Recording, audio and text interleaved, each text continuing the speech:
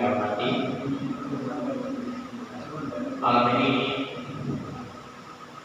saya ingin menyampaikan tentang hadis yang berkenaan dengan sholat. Beberapa hadis dari Bukhari dan Muslim yang berkenaan dengan sholat dan utamanya berkenaan dengan jamaah.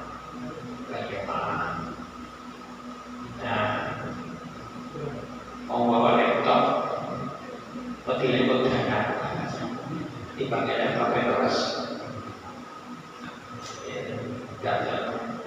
Makanya saya coba bikin media lainnya itu HP. Di dalam sebuah hadis riwayat Bukhari diriwayatkan dari Anas bin Malik, Rasulullah SAW bersabda. Hadisnya panjang, tetapi saya potong, saya ambil yang berkenaan dengan masalah sholat dan imamah.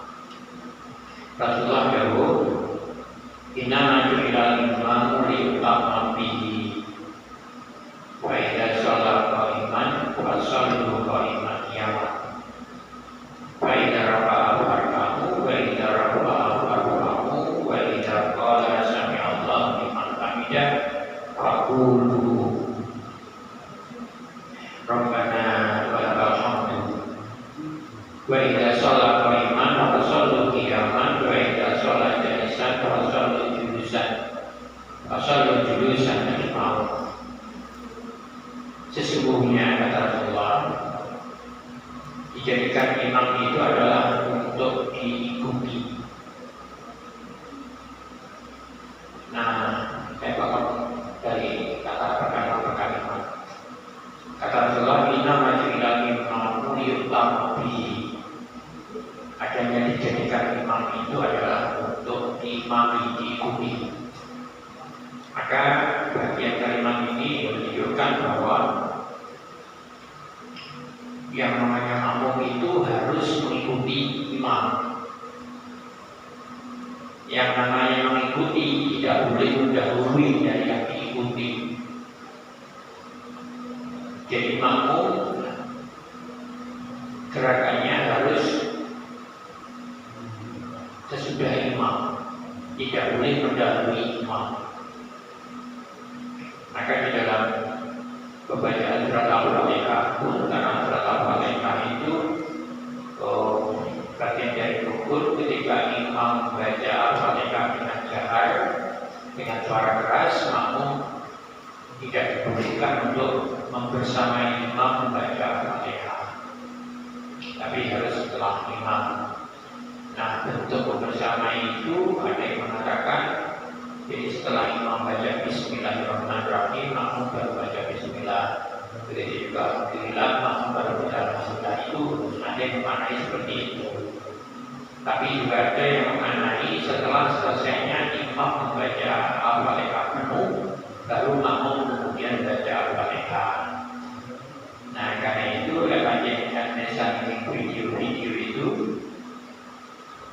kita menjumpai beberapa pendapat dalam hal ini, yaitu ada kalanya imam itu setelah selesai baca Al-Fatihah lalu tanpa jeda melanjutkan pembacaan surat pendek.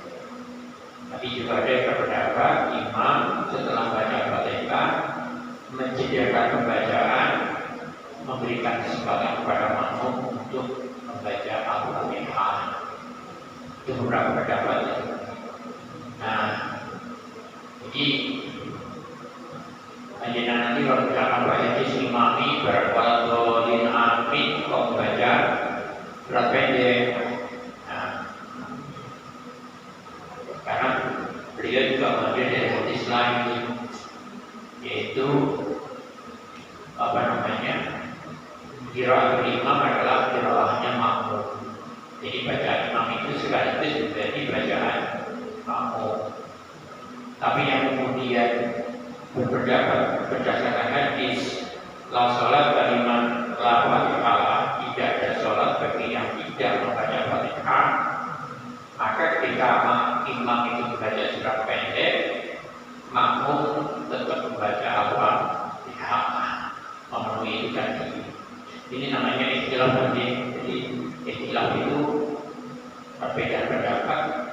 bersumber pada nas, apakah itu hadis atau Al-Quran dalam jemaah ini.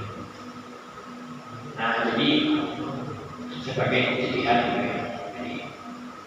Nah, inna majuiran imamul yutamatihi untuk diikuti. Maka tidak boleh kita mendahului imam.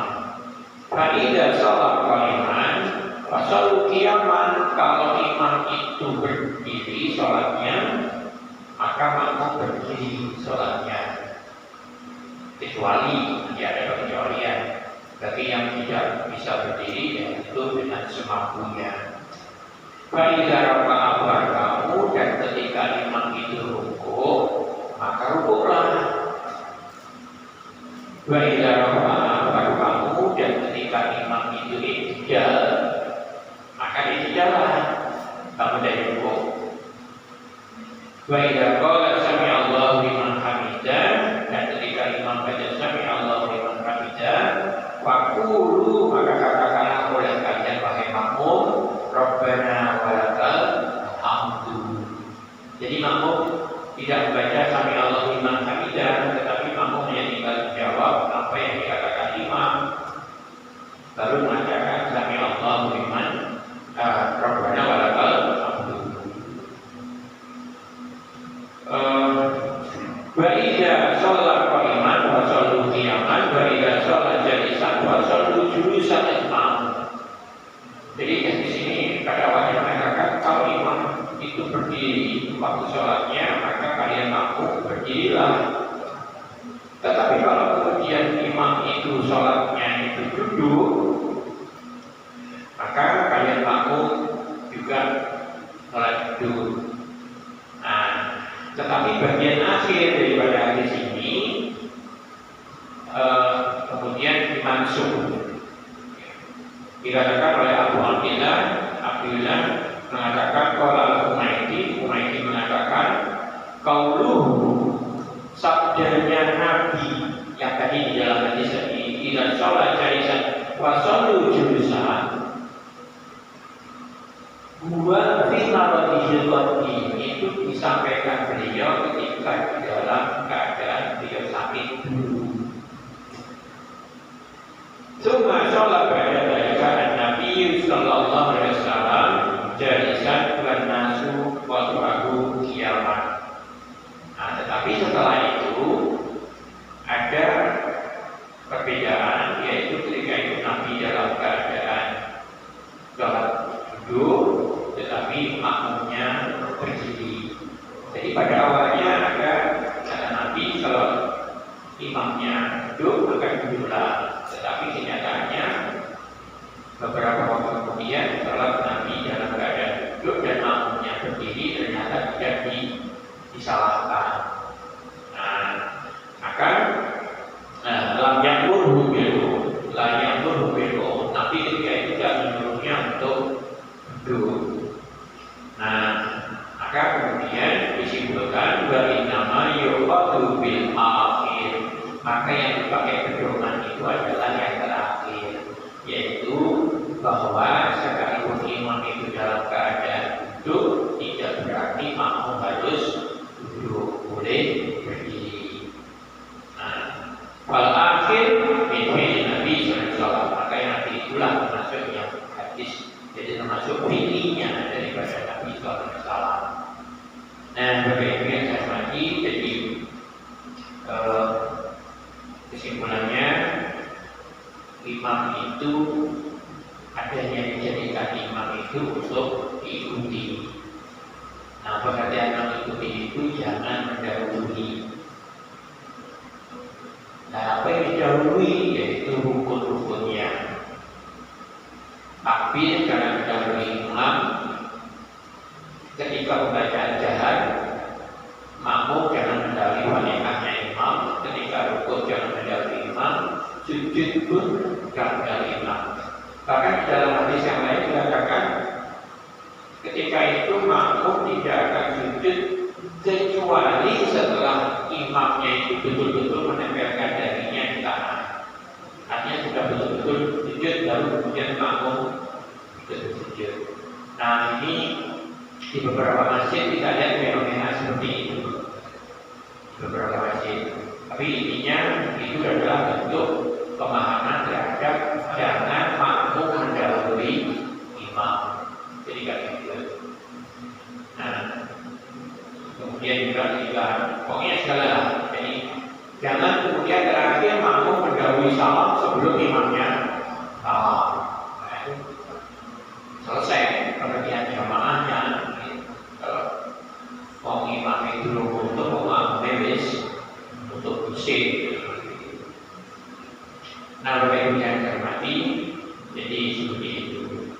Tapi juga tidak berarti kita harus berlama-lama. Jadi ketika imam melakukan sesuatu, jadi ketika imam itu sudah rukuk, ya jangan dilama-lamakan, kemudian baru rukuk. Ketika dia rukuk, imam sudah berdiri, ya seperti itu.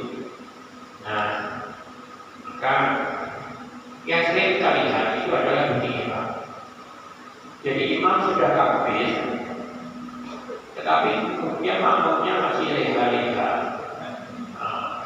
Ketika nanti menjelang mau rukuk, setelah selesai pembacaan surat yang terakhir, surat pendek, baru kemudian berdiri takbir. Ini cara bis terus, ketinggalan. Ibarat naik bis itu sudah ketinggalan kereta. Nah, jangan begitu imam takbir ya bersegeralah menyusul masuk ke dalam sholat dengan takbir itu. Tidak mendahului tetapi juga tidak mengakhirkan terlalu lama. Nah, itu tentang imam. Kemudian yang berikutnya masih tentang imam. Nah, diriwayatkan dari Ibnu Mas'ud Al-Ansari, Abu Mas'ud berkata, "Ya Rasulullah ila Rasulillah sallallahu alaihi wasallam."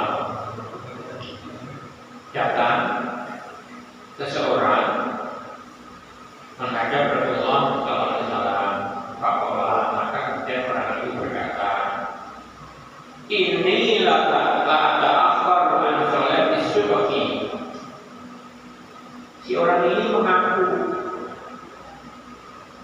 saya tidak mengikuti sholat subuh, artinya sholat subuh berjamaah. La ta'akhkhar artinya mengakhirkan, tidak mengikuti sholat jamaahnya. Mungkin saja datang ke masjid, tetapi datang ke masjid setelah selesai sholat jamaah, mengakhirkan. Mengapa demikian? Kata dia, min ajli fulanin mimma yutilu bina, yaitu dikarenakan si fulan yang menjadi imam. Nanti dalam Islam disebutkan itu mu'ad. Yutilu bina, memperpanjang. Apa yang panjang? Yaitu bacaan di dalam sholatnya itu. Di dalam hadis yang lain disebutkan apa yang dibaca orang Mu'ad. Jadi ceritanya begini sebenarnya.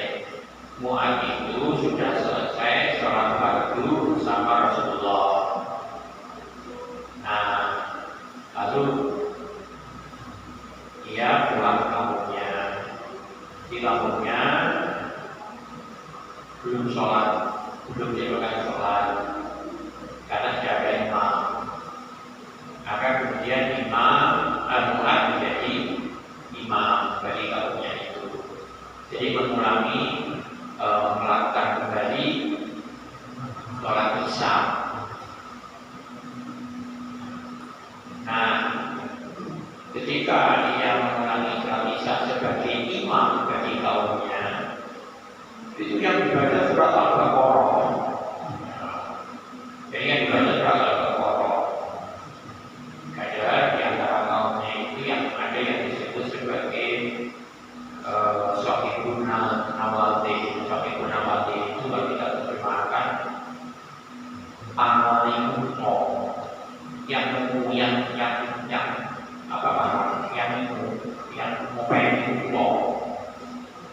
dia butuh waktu untuk segera memberi minum unta. Nah, tapi ketika Mu'adz itu membaca pada rakaat pertama saja Al-Baqarah, kita berapa jam ya? Selesainya sholat itu. Setelah Al-Baqarah pada rakaat kedua surat An-Nisa, berapa jam itu katanya? Itu surat An-Nisa. Nah, ini yang bisa dalam hadis lain. Di sini dikatakan orang ini berkata kepada Rasulullah SAW, saya tidak mengikuti sholat subuh berjamaah. Kenapa? Min ajli bulan dikarenakan si bulan yang menjadi imam. Mengapa si bulan yutilu bina memperpanjang bacaan sholatnya? Fama ra'aitu Nabiyya sallallahu alaihi wasallam ghadiba fi mau'idatin qattun asadda mimma ghadiba yawma idin. Kata orang itu, saya sungguh tidak pernah melihat Rasulullah menasihati dengan kemarahan yang sepit atau yang sangat melebihi kemarahannya ketika itu.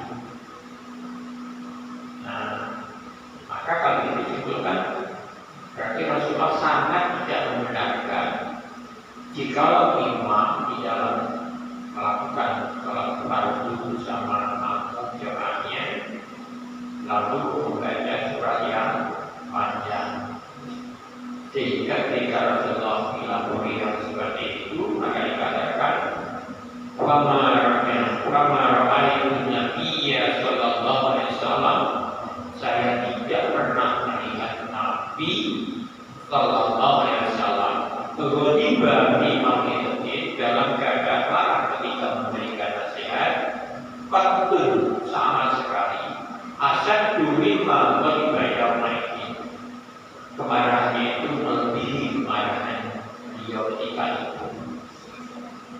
Faqala, lalu kemudian Rasulullah bersabda, ya ayuhan nas, wahai sekalian manusia, inna minkum munafiqin, sungguh ada di antara kalian itu munafiqin. Munafiqin itu dari kata kamu kalau yang munafiqin itu artinya yang membuat lari, yang membuat orang lain lari, yang membuat orang lain meninggalkan. Maka yang dimaksud sini adalah membuat orang lain lari atau membuat orang lain meninggalkan sholat jamaah. Dikarenakan apa? Yaitu dikarenakan bacaan surat di dalam imamnya itu, di dalam dia menjadi imam itu sangatlah panjang, sehingga kemudian makmumnya enggan untuk bersolat jamaah dengannya, maka disebut munafiqin. Ya. Wa ayyukum amman nasa, maka siapapun di antara kalian yang menjadi imam bagi orang-orang nas, wal yujis, maka hendaklah dipendekkan, diringkaskan. Ojo tuwo. Di dalam hadis yang lain disebutkan, bacalah sabbihis rabbikal a'la dan seterusnya itu, atau wal-duha wal-laili dan saja. Artinya hanya disebutkan dua, bukan berarti yang dua. Itu hanya menjadi ukuran kira-kira panjangnya bertemu atau mungkin lebih pendek. Kalau lebih panjang mungkin tidak jauh panjangnya. Jadi juga ini kalau Al-Baqarah berapa 200 surah ya.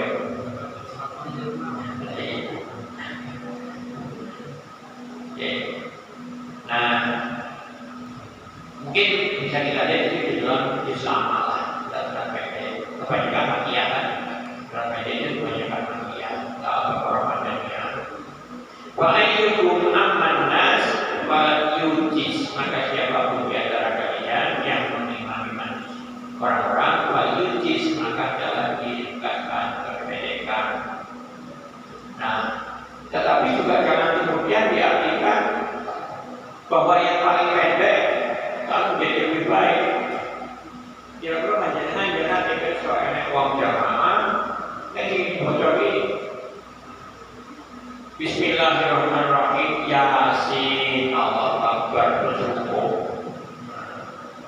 Nah, ini nggak terlalu lah ya, itu hanya diambil yang pendek-pendek. Kita sudah satu ayat itu. Alif Lam Mim Nun terus hukum.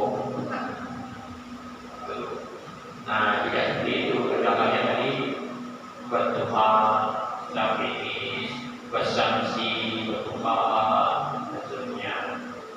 Nah, ekonomi sudah berjalan di orang banyak-banyak manfaat. Maka harus dijelaskan, Inna min waraihi, maka sesungguhnya yang ada di belakang imam itu al-kabir, ada orang tua. Wadwain, dan ada orang yang lemah. Wadal hajat, dan ada orang yang punya keperluan. Jadi ada alasan-alasan kenapa Rasulullah memberitakan siapapun yang menjadi imam, imam maksudnya imam salat fardu ya, imam. Kita bicara salat fardu ini. Coba kalau salat sunnah nanti lain. Hanya untuk salat fardu, maka janganlah memilih surat-surat yang banyak-banyak amal. Obrolan dan bepergian, dan bepergiannya tergantung pada kendaraan. Bahaya kalau baca surat panjang. Ya, misalkan pergian dari atau ke Jakarta, pernah ada peristiwa ini Pak. Dari kita, rombongan dari kita, karena saya sebutkan, pulang dari Jakarta, biasanya di Jogja itu kereta itu berhenti agak lama. Dan setelah sampai di Jogja itu ternyata prediksi itu tidak sama, leset. Katanya seniman itu Pak Kiai punya imam.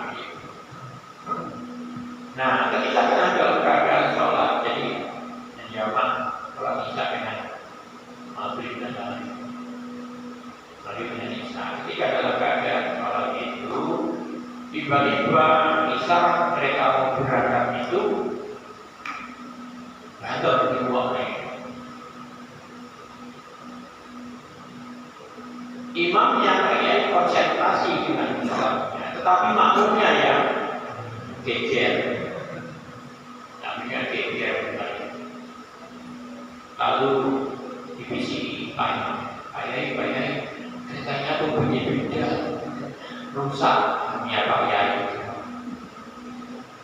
Aku jawab, saya jawab, langsung serentah di sebelah, serentah.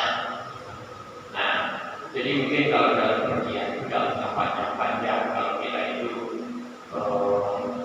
tergantung pada kendaraan. Nah, lebih baik kita sholat dalam kereta, iya, tenang,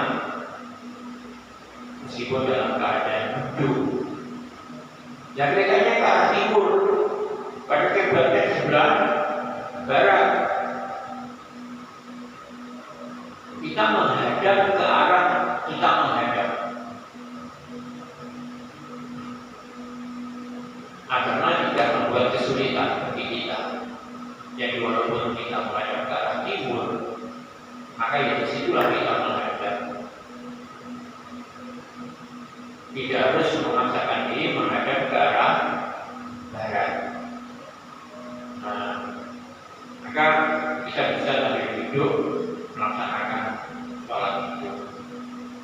Rasulullah ketika beliau melakukan sholat sunat itu tidak turun dari kontanya, tetapi kemanapun engkau menghadap itulah kiblat. Nah, tetapi kalau kita bawa kendaraan sendiri, waktu-waktu bisa berhenti, lebih utamanya kalau berhenti sehingga di masjid untuk melakukan sholat sendiri. Tapi naik bis, kita minta Pak sopir untuk berhenti hanya untuk kepentingan kita, tentu kita ada malahnya etis, ego. Nah, kita menghadap ke arah mana kendaraan itu menghadap. Nah, itu lebih tenang mungkin. Ini nanti kalau kita bicara masalah ini termasuk mungkin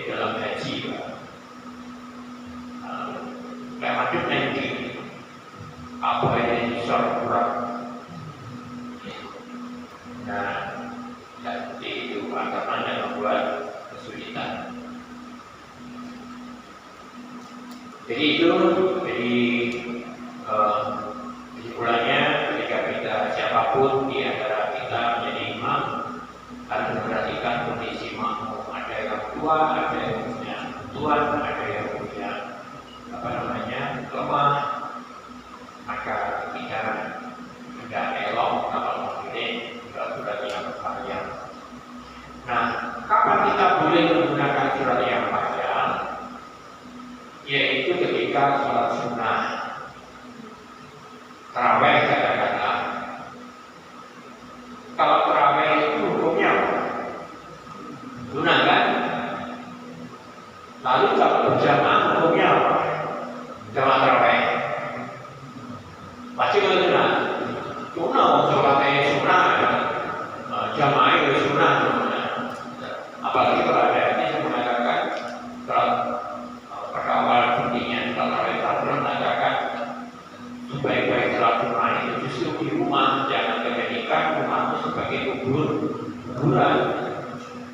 Nah kalau begitu beda dengan sholat fardu. Kalau sholat fardu itu maka sholatnya pun jamaah dalam sholat itu menjadi fardu juga, hasilnya sholat fardu. Nah kalau dalam sholat sunnah boleh kita mengambil surat yang panjang. Kalau makmumnya nggak kuat, beda itu sholatnya sholat sunnah. Dan apalagi kalau sholat sunnahnya itu sendirian. Nabi melakukan sholat tarawih sendirian itu sampai kakinya buka, saking panjangnya. Tapi itu sendirian, tidak apa-apa. Ada yang lebih panjang lagi, ada yang agak panjang lagi, yaitu ketika sholat gerhana. Nah, panjangnya seperti apa? Tergantung lamanya gerhana. Itu kalau gerhananya lama ya gerhananya panjang. Kalau bisa itu, nah itu yang bisa yang ambil. Kalau tidak bisa ya waktunya lagi. Nah, dalam hadis lain dari ibadah Hurairah sama dengan apa yang kita baca tadi, bersabda Rasulullah, "Idza amma ahadukum an-nas falyuqim." Kalau tadi falyuqis, kali ini menggunakan falyuqim. Kalau salah seorang di antara kalian mengimami orang-orang, falyuqim, maka hendaklah diringankan. Yuqim. Fa'inna fihi as-saghir wal kabir wa dha'if wal marid. Maka sesungguhnya di antara mereka yang mengimani itu ada yang anak kecil, al-kabir, ada orang tua, al-dha'if, ada orang yang lemah, wal marid, dan ada pula orang yang sakit. Fa'idza shalla wahdan, apabila sholat sendirian meskipun itu fardu, wal yusolli kaifa syaa, maka silakan sholat sekehendaknya. Mau dipanjangkan tidak boleh, dipendekkan pun tidak boleh kalau itu sholat sendirian. Nah, jadi larangan tadi hanya untuk kalau itu sholat jamaah. Dalam hadis yang lain juga dari saudara juga dikatakan, wa idza qama wahdahu falyutir sholatahu ma syaa. Kalau mau sholat sendirian, maka silakan dipanjangkan sholatnya semaunya. Tetapi kalau maqama bikum linnas falyuqim. Tetapi kalau sholatnya itu bersama orang-orang jadi makmum, orang-orangnya jadi imam, falyuqim, maka hendaklah diingatkan. Itu hal yang menjadi imam. Sementara mungkin kita melihat adanya nama tuwo yang ada sing pendek-pendek terlalu pendek, maka sebaiknya ya sesuaikan dengan apa yang Rasulullah. Ukurannya adalah batu terus habis apa yang ada di dalam juz nama itu.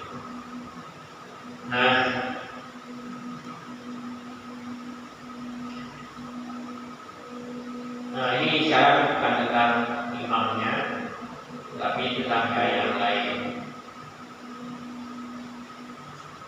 Hadis dari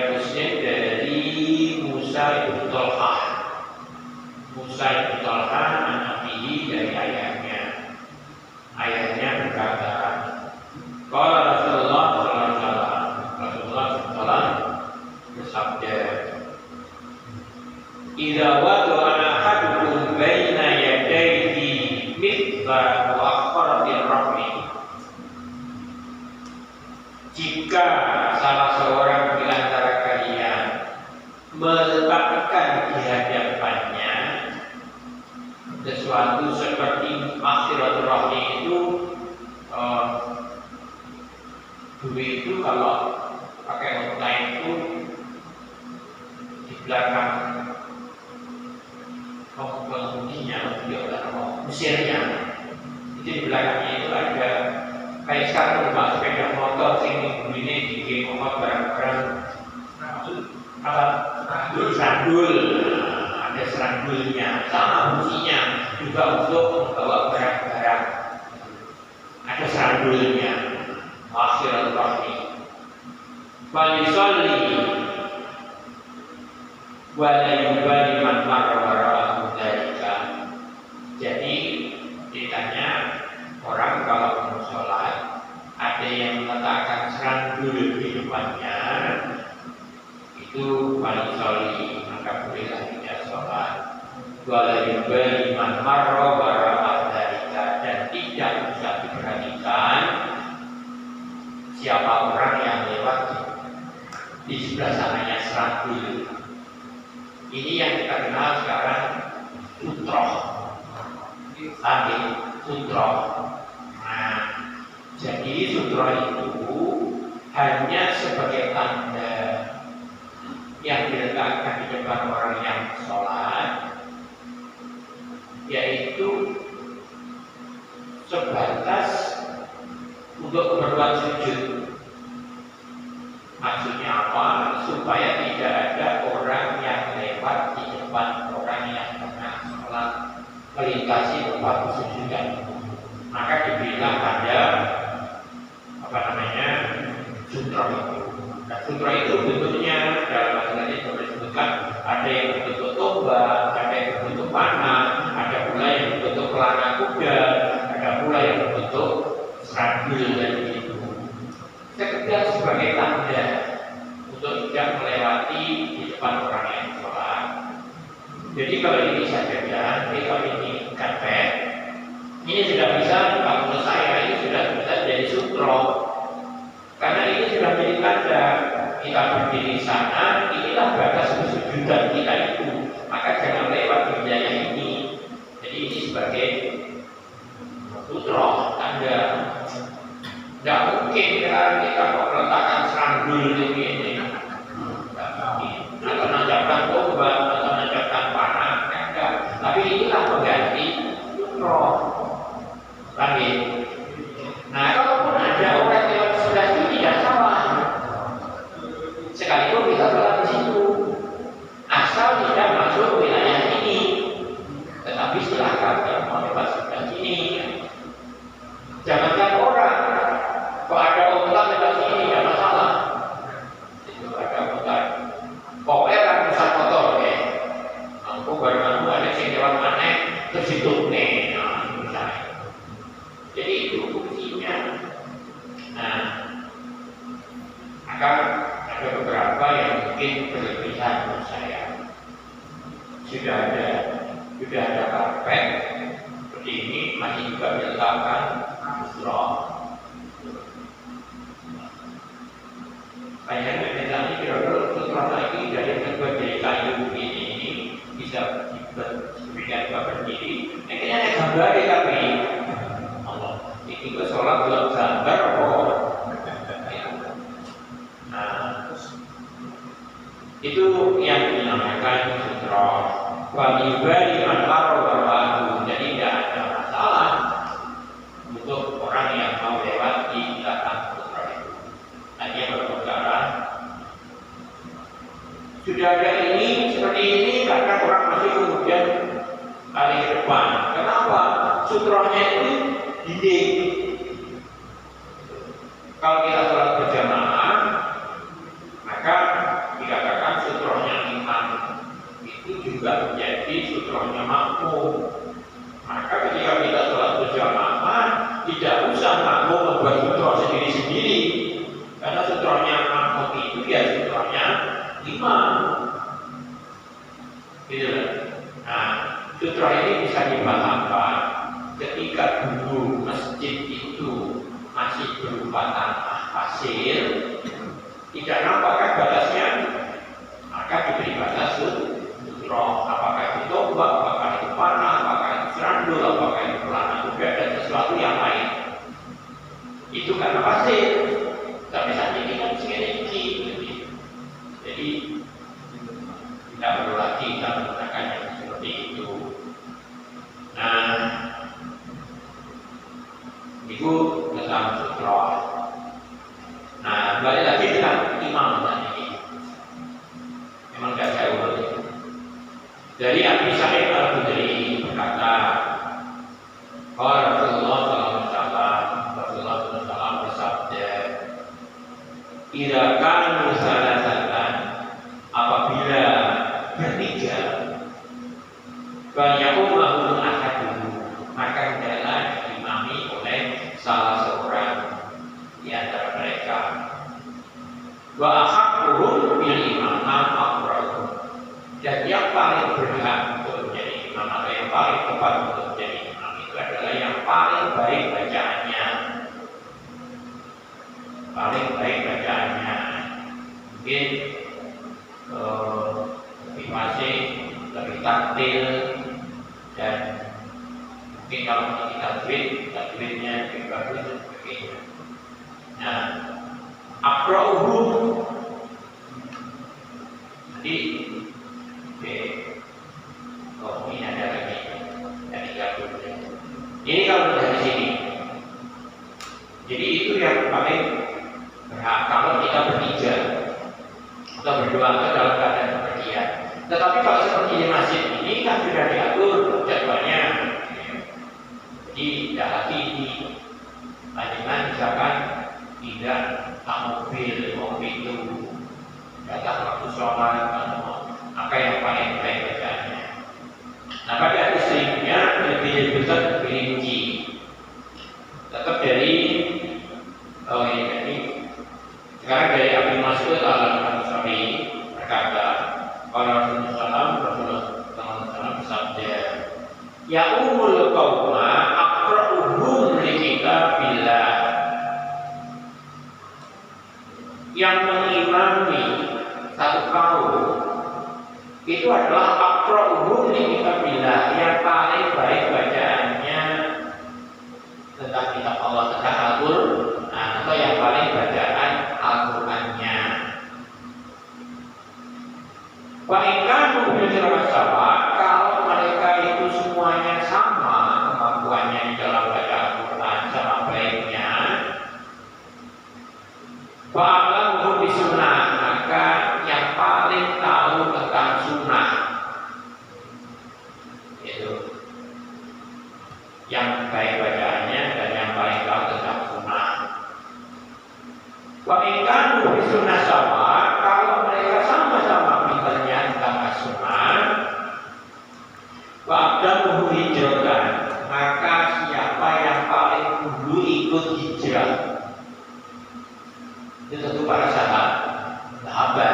Kalau kita tidak mungkin tahu hijrah kecuali dalam arti dari jelek yang baik. Mereka lebih sama kalau mereka itu sama-sama waktu hijrahnya. Ba'dahuhum silman, ada yang mengatakan ba'dahuhum sinan, yaitu yang paling tua. Jadi kalau begitu, tua itu bukan jadi tolak ukur pertama untuk jadi imam, tapi yang jadi tolak ukur pertama tadi itu ialah paling baik bacaannya. Lalu kalau sama, jadi yang paling tahu tentang sunnah. Lalu kalau sama, lalu yang paling juga hijrah, dan hijrah bersama, baru kemudian yang paling tua. Kalau sudah terjawab dengan yang nomor satu itu sudah kali. Baikkan bersama dan sinan. Nah, ini yang kedua ya. Wala yaqumanna ar-rajulu rajula fi sultanihi wala yaqudu fi baitihi ala taqlimatihi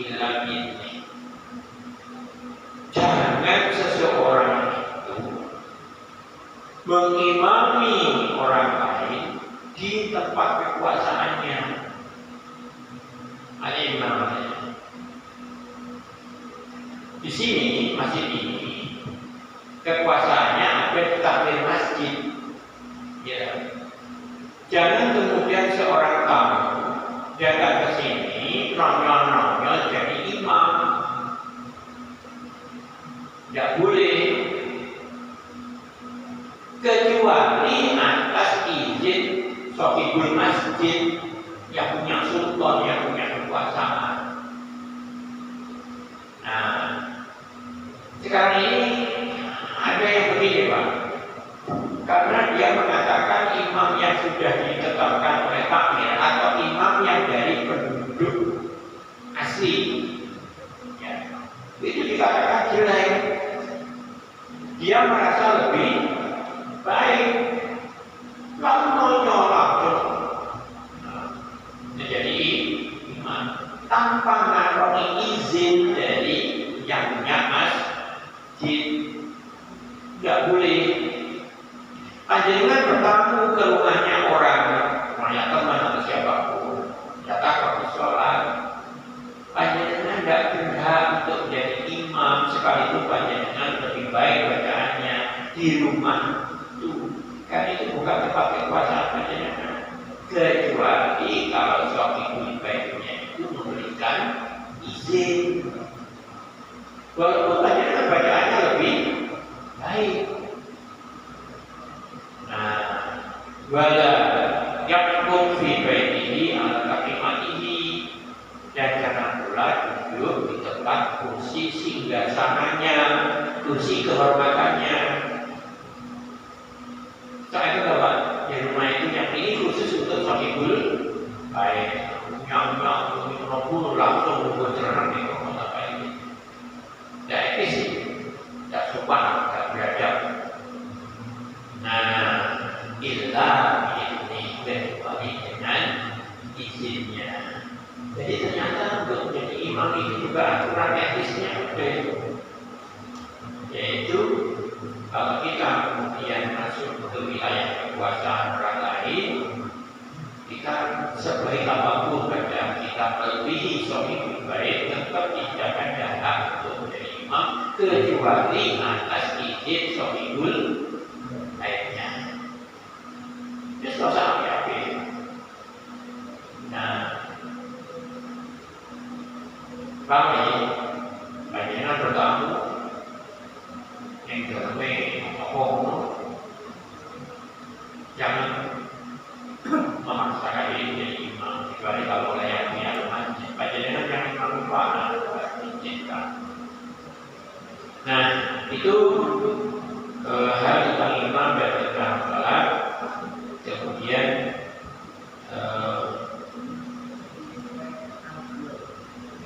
lalu di dalam hal pelaksanaan salat tepat waktu,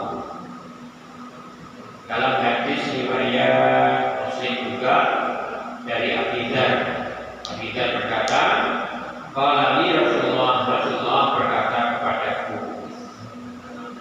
kaifa anta idza kanat 'alaika amra yu'akhiruna shalat an waqtiha aw yumituna shalat an waqtiha. Rasulullah berbesok ke Abu Dzar, kaifa anta, bagaimana kamu, idza kanat 'alaika amra, jika ada padamu amra, orang-orang ya, atau pemimpin ya, imam, yu'akhiruna sholat, yang mengakhirkan sholat. Bagaimana kamu? Tadi contoh begini Pak, yang saya tahu di Kamulan Pak, di Kamulan itu untuk sholat asar diakhirkan. Ya bisa di Kamulan, sholat asarnya diakhirkan, alasannya adalah karena orang masih bekerja, lalu ditunggu sampai selesainya mereka bekerja. Bagaimana kalau kamu tahu ada amro yu'akhiruna sholat an waqtiha, mengakhirkan sholat dari waktunya? Lalu Abu Dzar menjawab, maka murni, kalau ada yang seperti itu, Abu Dzar dari bertanya, maka murni, apa yang panjenengan perintahkan dia bisa bertanya, baik bertanya, lalu dijawab oleh Allah. Sholli as-sholata li waqtiha. Laksanakan sholat itu pada waktunya. Gitu. Jadi artinya begini, ketika mulai waktu sholat asar tiba, sekalipun orang-orang atau para imam di sekitar itu tidak segera melaksanakan sholat, maka atas perintah ini kita diperintahkan untuk pada waktu sholat kita melaksanakan sholat di awal waktu.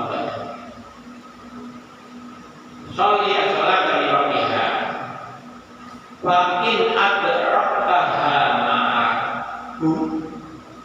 Kalau kemudian kamu masih mendapatkan sholat berjamaah bersama mereka, ya.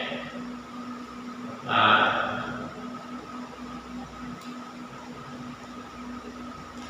dah, tinggal video kenalin.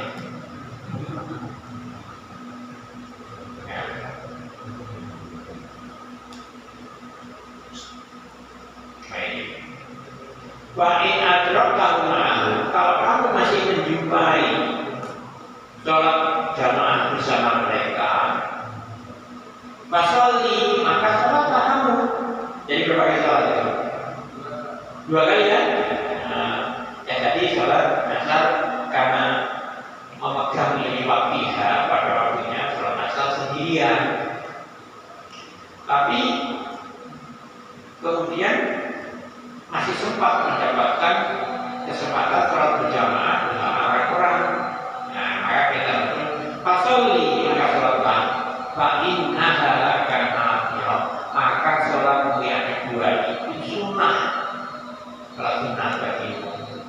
Walam yadkur qalba man fiha, dan tidak dikatakan itu mengingkari waktu sholat. Nah, jadi seperti itu. Jika mulai kita dapatkan mereka mengakhirkan sholat, lalu kita sholat duluan sendirian karena mengejar waktunya, tapi kemudian kita masih di situ dan tidak dapatkan jamaah akan mulai, kita boleh melakukan sholat lagi, tetapi statusnya yang kedua bukan sholat wajib, tapi sholat sunnah. Nah, yang dikejar pahala jamaah seperti muadzin itu.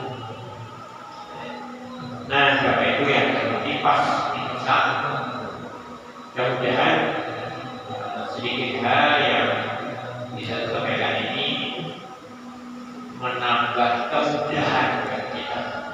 Biasanya angka ini orang memahami nggak memahami itu nanti terasa berat. Saya pernah melihat itu kalau mereka bingung, mereka nyetan, terus dia pengen sholat, ada tetap ulon, kecengkang lah, kecengkang itu.